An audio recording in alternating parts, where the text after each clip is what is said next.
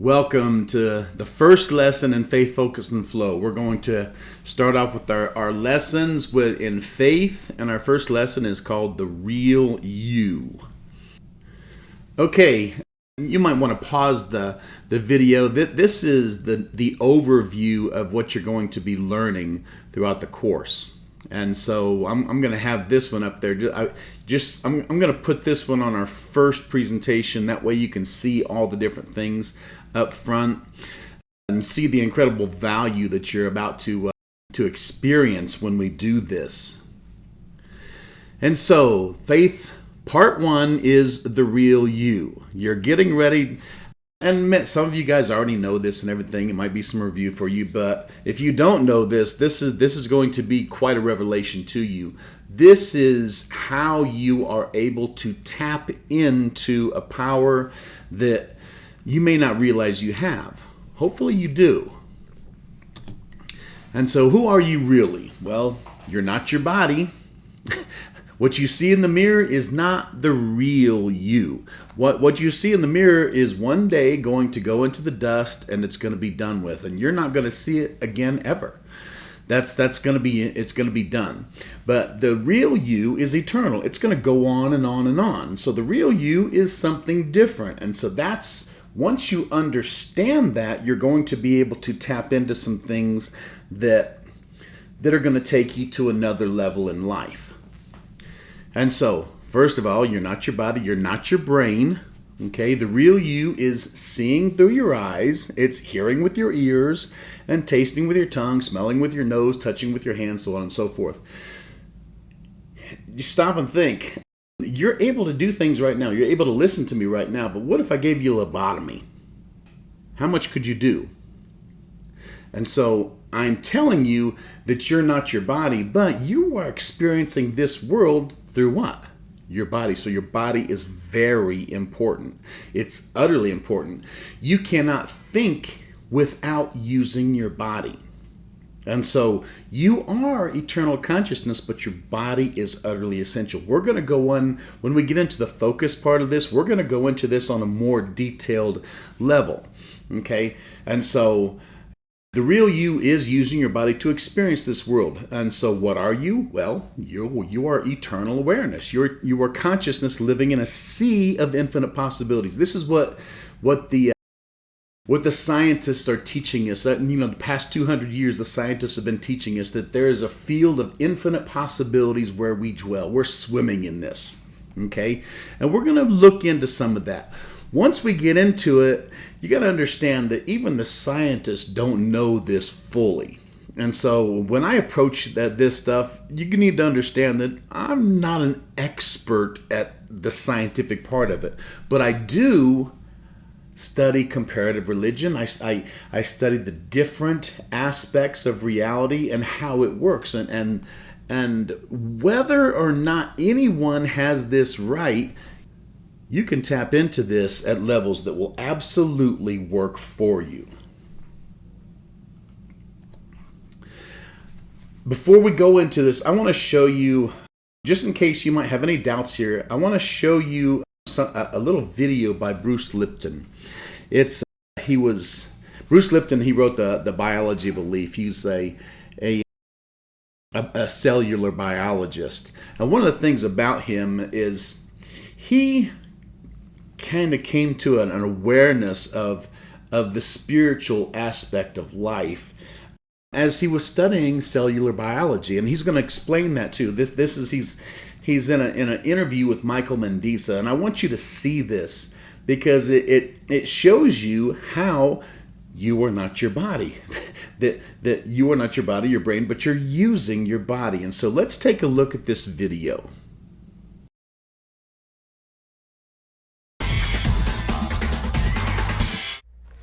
So I realized that the cell membrane was the equivalent of a computer chip, and that the environment was actually typing on the surface of the cell, because on the surface are these receptors, which are the equivalent of keys on a keyboard. So when information from the environment would hit the appropriate receptor, would send a signal in the cell and control the hard drive and the programming. And while I was doing this, I realized, oh my goodness, the difference between one human and another human is that on the surface of our cells, we each have a unique set of receptors, like keys on a keyboard. And that each of us has our own set of unique antennas called self-receptors. What was relevant about this was I realized is that if you take the self-receptors off the surface of the cell, you lose the identity. And then I said, wait a minute. The identity is not actually the self-receptors, it's what's being picked up by the antenna. And all of a sudden I said, but the antennas are on the outside of the cell, and they're reading the environment. And then it said, oh my God, my identity is an information from the environment that's being picked up by these keys and then played into the system. Well, immediately the first thing that came across my head was, but if the cell dies, the environment is still there. And my identity is somewhere out here. And it's like, all of a sudden, it's just like, blew me away, because here I am living in a mechanical, physical, biomedical world of here you are, then you die, then you're dust. And then all of a sudden I start to realize my identity is not even inside the cell. My identity is a signal in the environment. So a body is like a television set, and the antennas are receiving a station, so I'm playing the Bruce show right now. And what was relevant about that was at that very instant I realized, yeah, but when a picture tube breaks on a television, you say the television's dead. And then I say, yeah, but did the broadcast stop? And that's where I realized, oh my God, the identity is a continuously playing broadcast, and the body is a television set that comes and goes.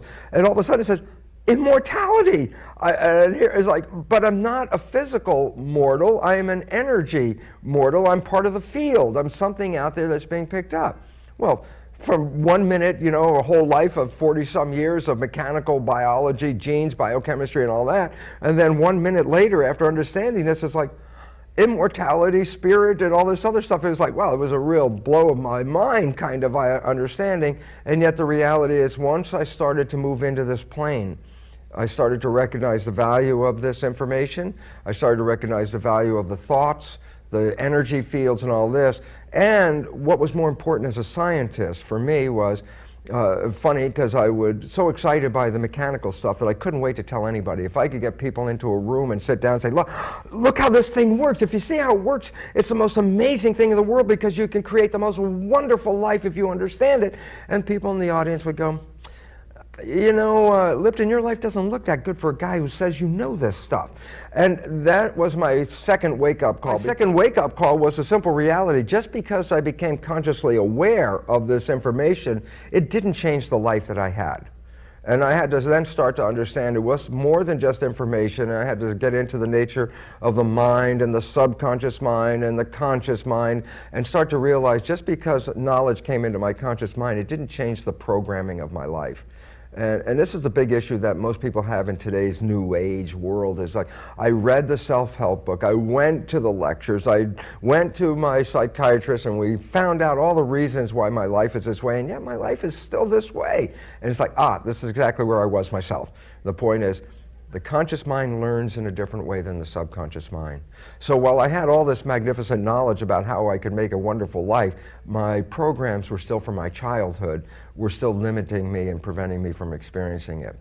But the fun part as a scientist was to try to understand the nature of this, then start to rewrite the programming, which I ended up doing, to find out, for example, that I do live in heaven.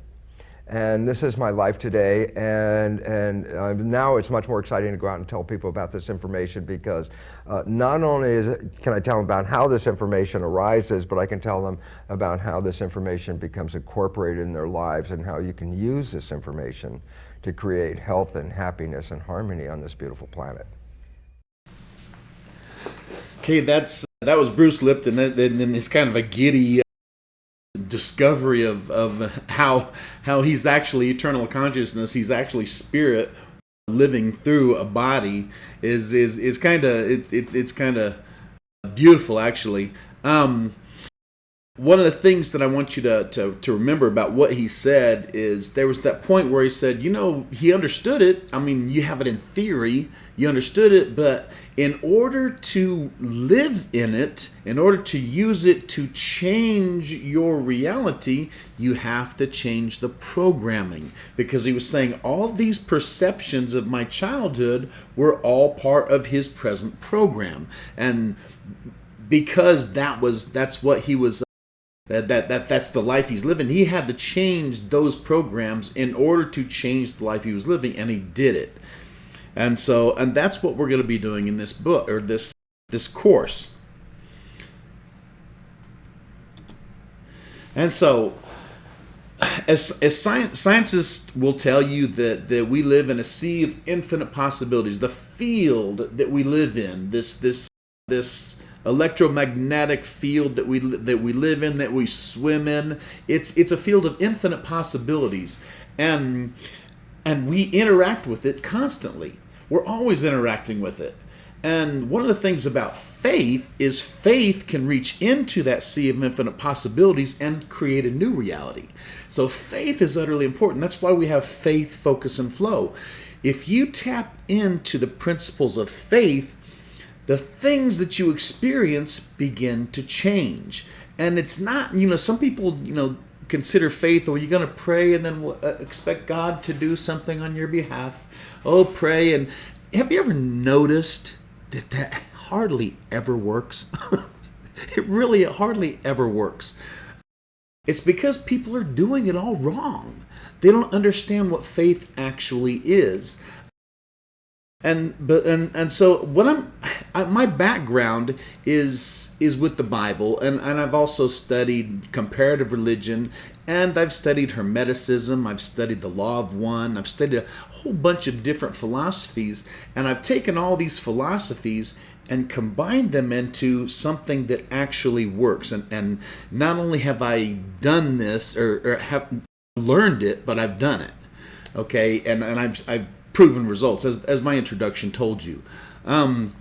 But there's two scriptures that I want to point out here. The one of them is Hebrews 1, and I skipped the second verse, because the second verse is just talking about, the prophets of old and stuff like that. But there's two verses here that I think are utterly essential. It says, faith is the substance of things hoped for, the evidence of things unseen.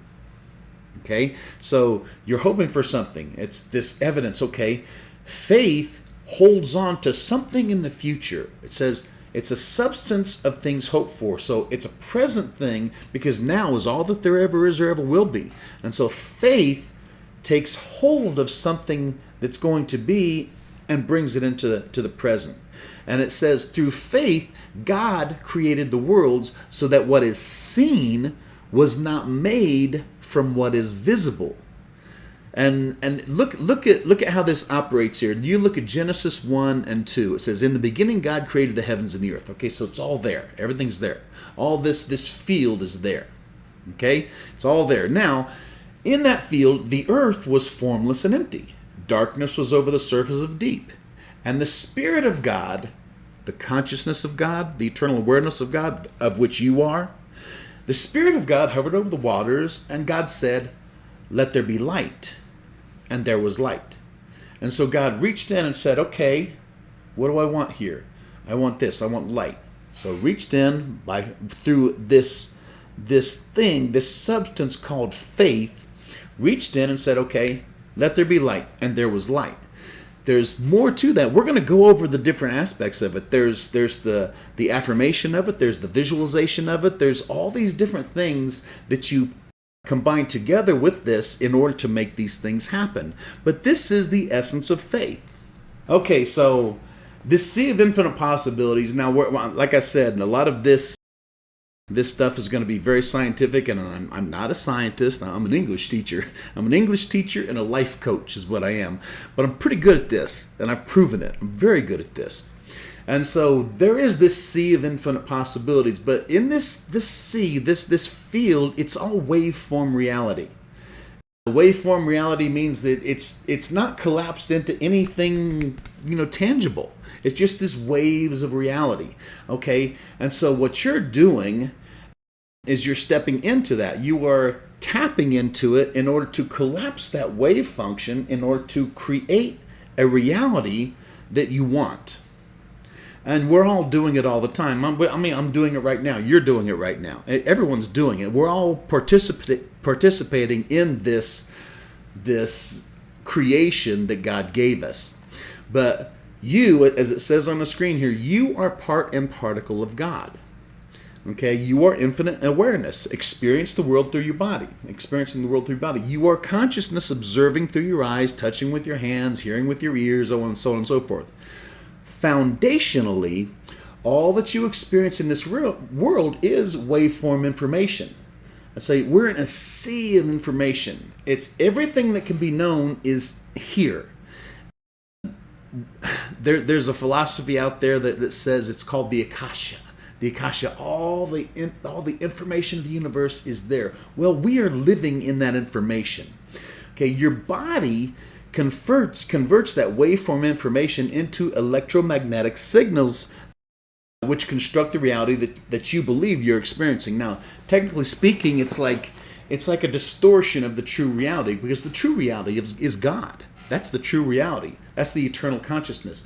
But it's like we take that and distorts something in order to make it become what we perceive it to be. And all of our lives, we have perceived things to be something. And it's all based on programming. It's all based on references that you've learned. We're going to go into that when we go into the perception programming, or the perception paradigm. Take, for instance, a burning flame. Okay, that burning flame isn't really necessarily there. It's just waveform reality. Okay, but put your hand in it and see if you don't get burned. And so you say, well, it's not really real. Well, yeah, it is. It burns, and so that's pretty real. And so it's kind of like the Hermetic philosophy says, all truths are half-truths. It's waveform reality, and you can actually overcome that. You can through perception. People do this mind over matter thing all the time. And so they'll put their hand in flame and it won't burn them. And people do that. I don't do it. Of course, I imagine I could if I trained myself to, if I trained my perceptions differently. But, you see that burning flame is real, but actually all it is decoded electromagnetic energy. You create the flame that you think you see and feel.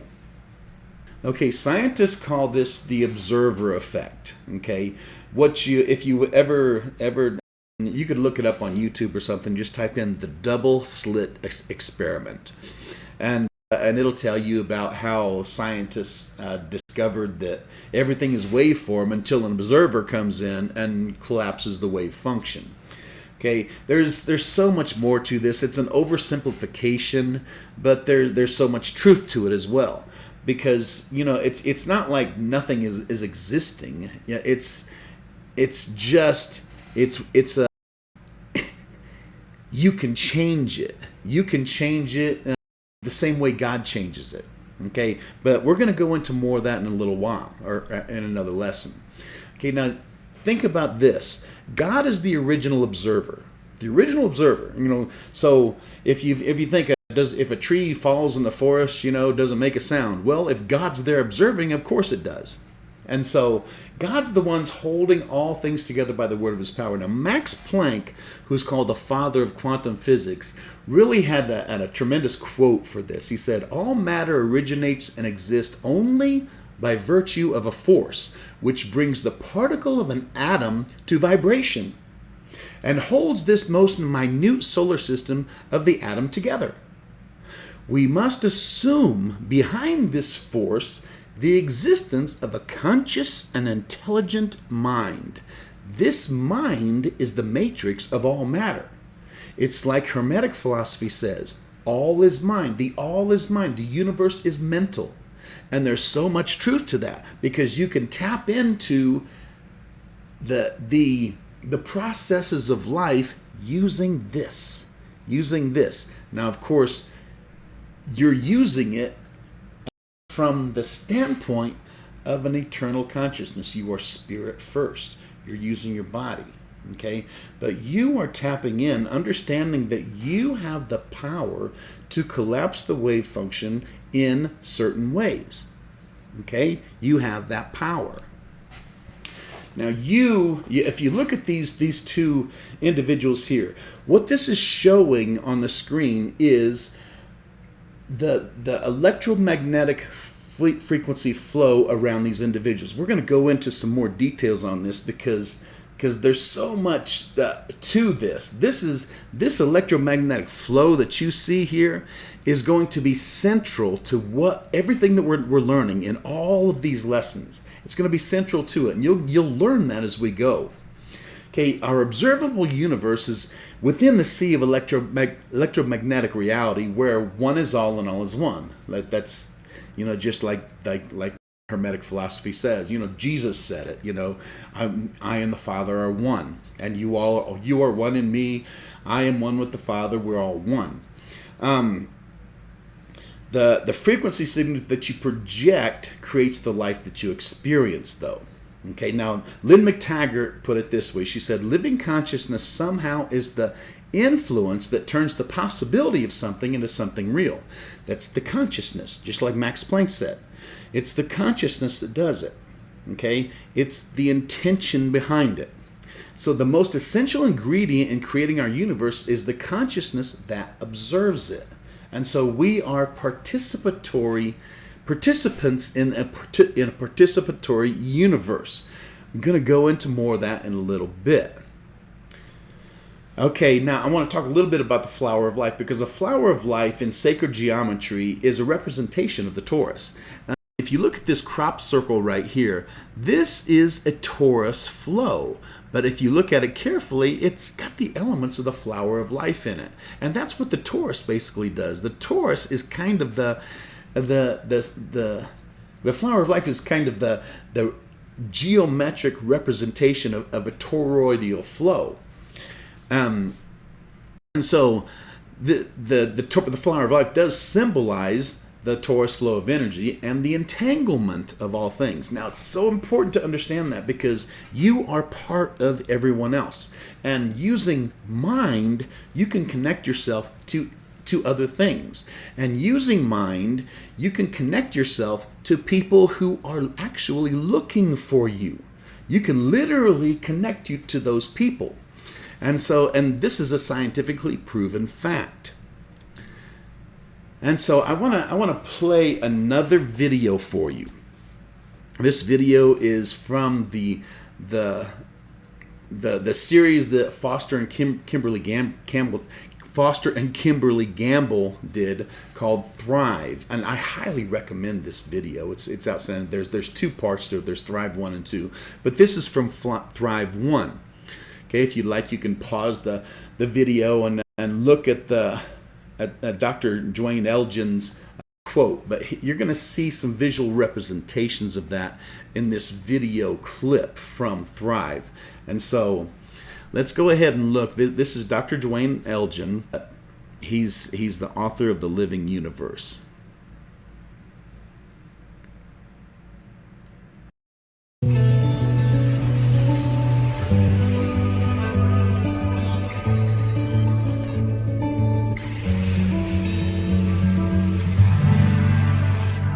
I began to wake up when I was in elementary school. Adults were teaching me that the way to protect myself from a nuclear explosion was to duck under my desk and cover my head. That's when my serious questioning began.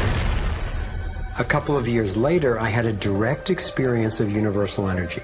It happened one day when I was riding on a school bus, gazing out the window. I had a vision of a whirlpool pattern, and I just knew that the flow of energy I was seeing was the same in an atom as in our entire solar system. I felt deeply that I, too, was somehow made of that same pattern. This vision was what originally got me into science, into trying to figure out how the universe works and how we humans fit into the overall pattern of life energy. Years later, I learned that the pattern I saw is known by some in the scientific world. It turns out that in 1921, Albert Einstein got a Nobel Prize for discovering that when energy is released in the universe, there are little packets of wholeness that emerge. This pattern actually tells us a lot about how life evolves. Considering the enduring wonders of creation throughout the universe, and how unsustainable so many of our human systems are, I figured learning how the universe creates and sustains life would actually be quite useful. Each of these little packets of wholeness that Einstein discovered called a quantum, is made out of its surroundings, but is distinct within it, like a whirlpool in water.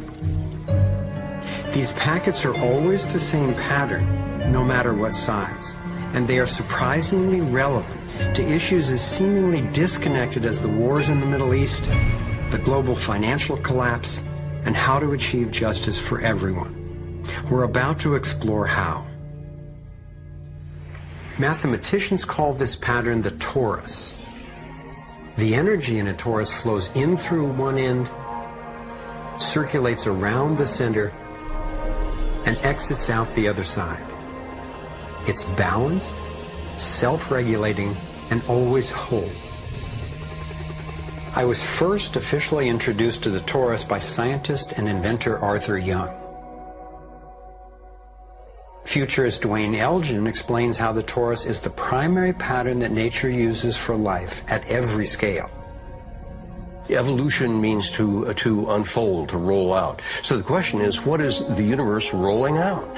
And what the universe is rolling out is self-organizing systems, and you can see this at every scale. A self-organizing system is a technical term for just a system getting a hold of itself, knowing itself, essentially. And if we go to nature, we can look at and we can see these self-organizing forms throughout. We can see it in the cross-section of an orange, the cross-section of an apple. We can see it in the dynamic nature of a tornado. We can see it in the magnetic field around the Earth, a similar magnetic field around an individual. We can see it in the structure of an entire whirlpool galaxy. We can see it in the structure of a small atom.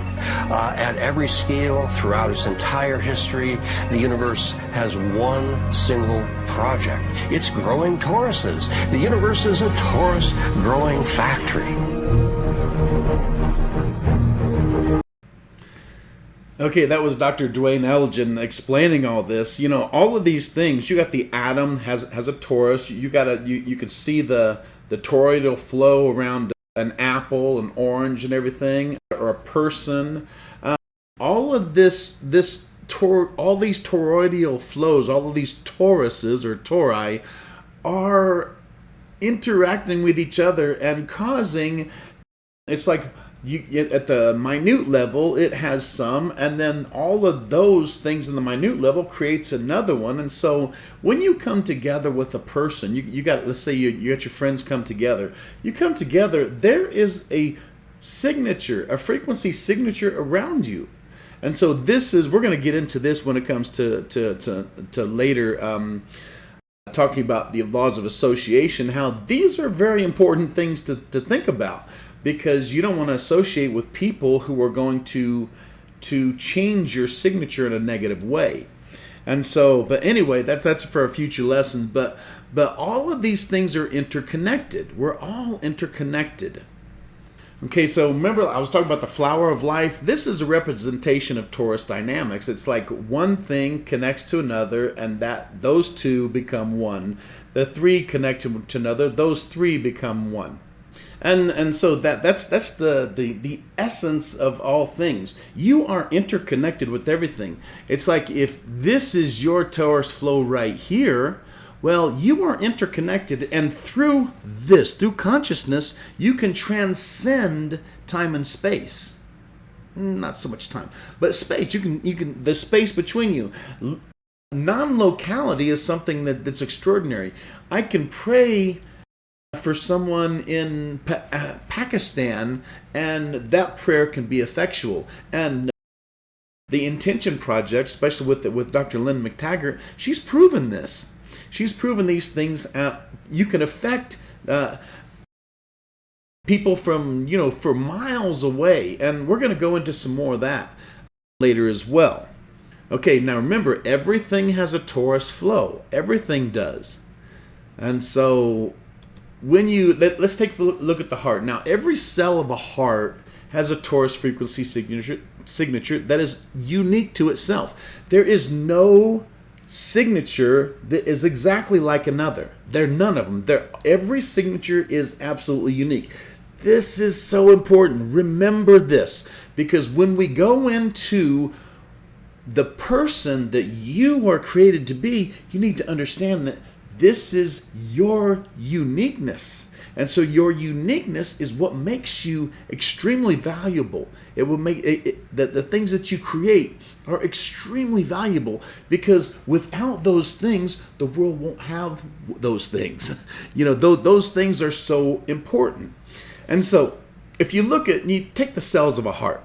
Okay, each cell self-organizes, just like Dwayne Elton was saying. It self-organizes to attach to the one most like it, or meets the needs of its design, or fulfills the intention of the source mind that's causing it to vibrate. Now, there's so many different things that cause the cells to attach to each other, but all of those things, all of those explanations, every single one of them has a torus frequency flow.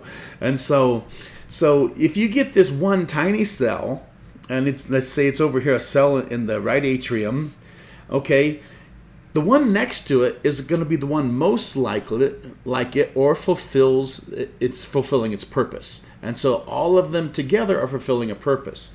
When you get all of these that are come together and attached to each other, it's really by the law of attraction. This is how you can start understanding how the law of attraction actually works.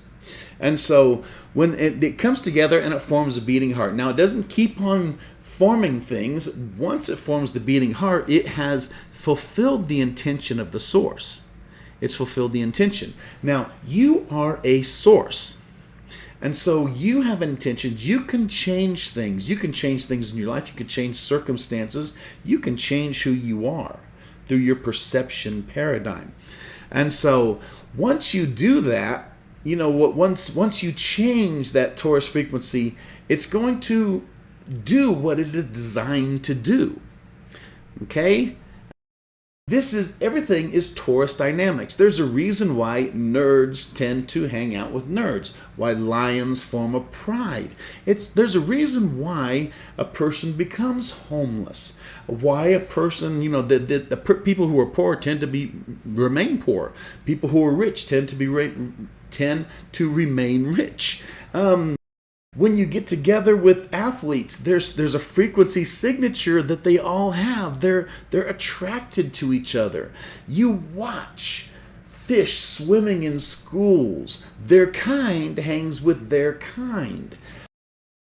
And the thing is, if you want to be a certain thing, you can. Now, of course, there's a lot of weirdness in the world today when it comes to, what you identify as. But so if I identify as a frog, it's not going to make me a frog. But you, as a human being, can identify as a type of human being, and you can change your perception paradigm, change that torus frequency flow, the frequency signature that you carry. You can change that in order to bring you into a life that let's say this person can start becoming like this person by using perception programming principles, which we're going to get into. Now remember, you are eternal consciousness. You're having an earthly experience through an electromagnetic frequency signature. Your electromagnetic frequency signature is all about all of your body, everything, but the most important part of it is this, your mind. It's your mind. And so it's, and you, I might not even say it's, mind has a lot to do with emotion. And so you're going to find that emotion is probably the most important part of all of this. But even the emotional part begins here. It begins with mind. And so if you've heard The Secret and all that kind of stuff, talk about the law of attraction and everything, all of that was built on things like Dr. Wallace Wattles' The Science of Getting Rich, the science of, he's got a Science of Success series. Well, he does this quote. Now, notice what he's saying here, and it fits everything that we just talked about. He says, there is a cosmic intelligence that is in and through all things. This is the one real substance. Notice that.